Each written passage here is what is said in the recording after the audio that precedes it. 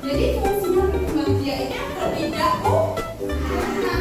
Sekali menyimak yang terakhir ini memerlukan makanan. Kalian perlu nggak sih makan? Perlu makan? Biar apa? Biar kuat, biar tetap hidup, biar bertahan hidup, biar sehat. Nah, itu ya. Jadi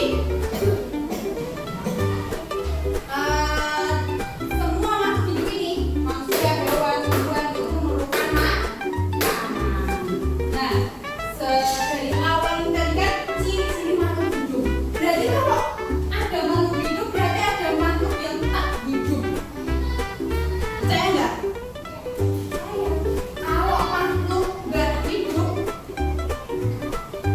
makhluk tak hidup, ciri-cirinya apa?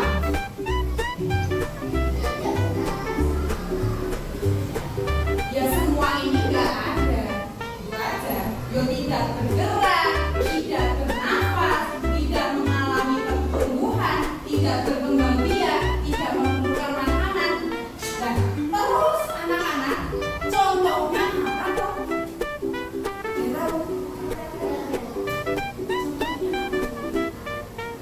Ada loh, kalian bawa loh. Heran apa? Bus?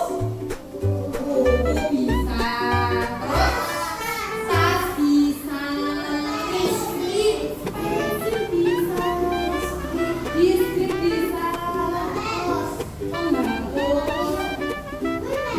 Pulpen. Nah, ini semua makhluk tadi hidup. Berarti paham ya? Oh, makhluk hidupnya ciri-cirinya apa saja pokok ini? Gerak, bernafas, mengalami pertumbuhan, perkembangan, memerlukan makanan. Gitu. Paham? Oke.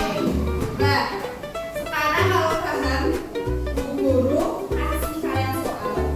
Nanti di apa ya? Dicentang.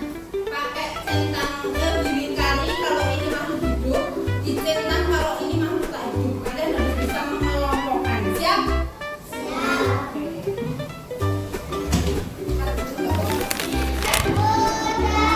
Oke, langsung dikumpulkan kalau udah selesai.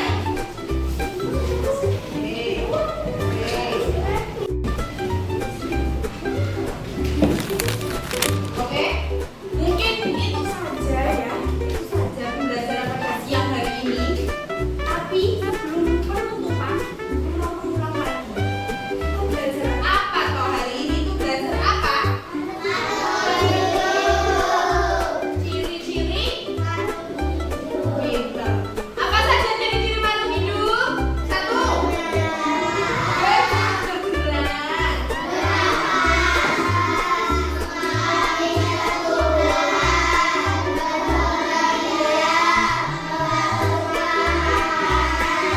Oke, tepuk tangan buat semuanya.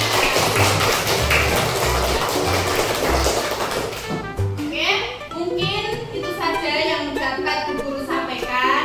Semoga bermanfaat ilmunya. Bila ada salahnya, ada kurangnya, Bu Guru mohon maaf yang sebesar